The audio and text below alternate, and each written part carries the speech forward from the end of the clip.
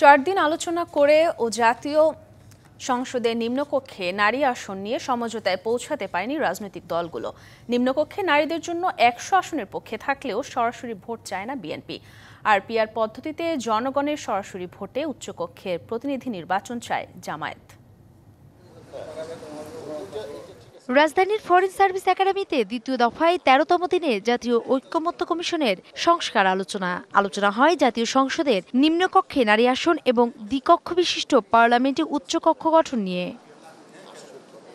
NCP বলছে, উচ্চকক্ষ গঠনের বিষয়ে যারা একমত হয়নি তারা পূর্বের রাজনৈতিক ব্যবস্থা বহাল চায়।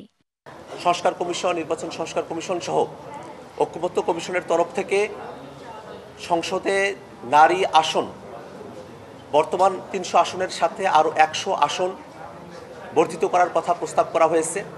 জামায়াত বলছে, সংসদে নারী আসনে নির্বাচন হতে হবে সংখ্যানুপাতিক হারে, আর জনগণের ভোটে নির্বাচিত হবে উচ্চকক্ষের প্রতিনিধি। আমরা নারী আসনকে 100তে উন্নীত করার ক্ষেত্রে আমাদের ঐকমত্য আছে।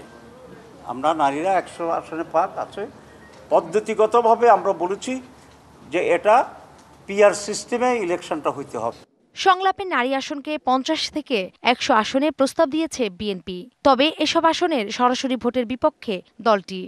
আরেকটা এখানে নতুন করে আজকে একটা প্রস্তাব দিয়েছে, যেটা আমার কাছেও একটু অস্বাভাবিকই মনে হয়েছে। তা হচ্ছে যে 64টা ডিস্ট্রিক্ট থেকে সরাসরি নির্বাচনের মধ্য দিয়ে 64 জন, আবার 12টি সিটি কর্পোরেশন থেকে সরাসরি নির্বাচনের মাধ্যমে 12 জন।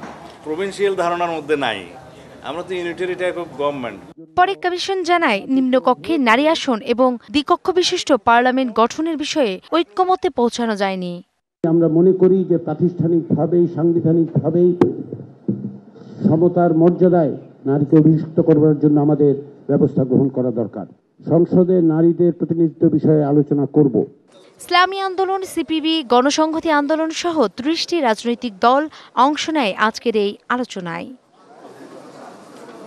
নূপুর মাহমুদ, ডিবিসি নিউজ, ঢাকা।